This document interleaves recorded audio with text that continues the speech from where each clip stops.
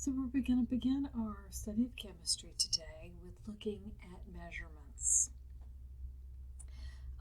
It's important that we are able to take measurements that are understood by other people in other places and that we have a uniformity of units.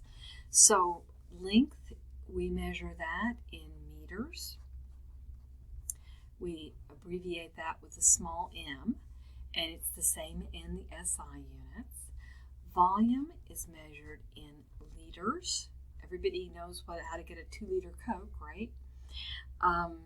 Or in cubic meters. Probably don't get Coke in cubic meters. Mass can be measured in grams, the small g, or in kilograms, which is kg. Temperature is measured in Celsius. The scale you're probably more used to is Fahrenheit, but Celsius is used all over the world. We will also be using Kelvin, which is related to the Celsius scale, particularly when we work in gas laws. Time is measured in seconds and abbreviated with a small s in both systems.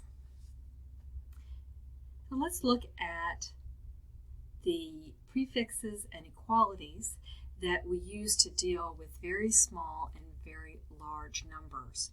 So in chemistry, we might have 6 times 10 to the 23rd. This is the number of atoms in a mole of atoms. And it's 6 followed by 22 zeros.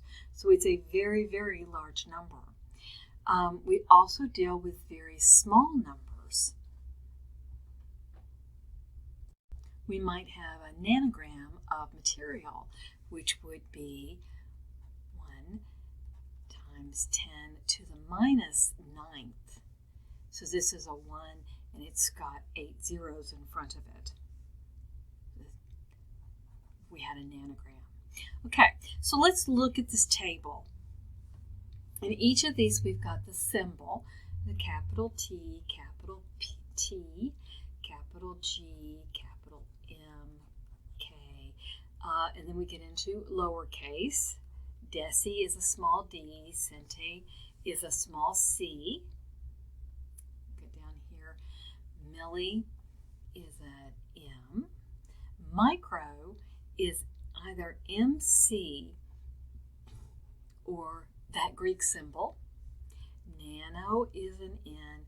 Pico is a small p, and femto is a small f. So when we're doing our metric conversions, the numerical value goes with the base unit. What that means is that if we were going to write, got it down here, 1 kilogram is how many grams, we would look up here to kilo and see that 1 kilogram is 1,000 grams. So the base unit goes with the 1,000. And we put 1,000 in this.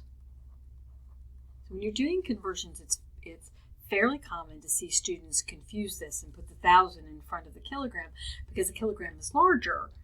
But if the kilogram is larger, then it must be equal to 1,000 grams, not vice versa. 1 gigabyte, well, let's look up and see giga.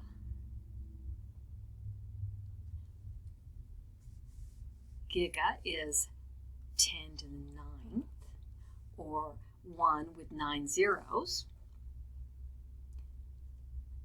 So we need to put 10 to the 9th in this. 1 gigabyte is equal to 10 to the 9th bytes. Okay, so here we have 1 milliliter. It's how many liters. So we want to look here at the milli part, and we see that it's equal to 0.001 liters. So 0.001 liters. And then 1 nanogram is 10 to the minus 9th grams. So in each case, the base unit, the grams, the bytes, the liters, and the grams are the ones that get these numbers. We're going to be using this when we do our conversions.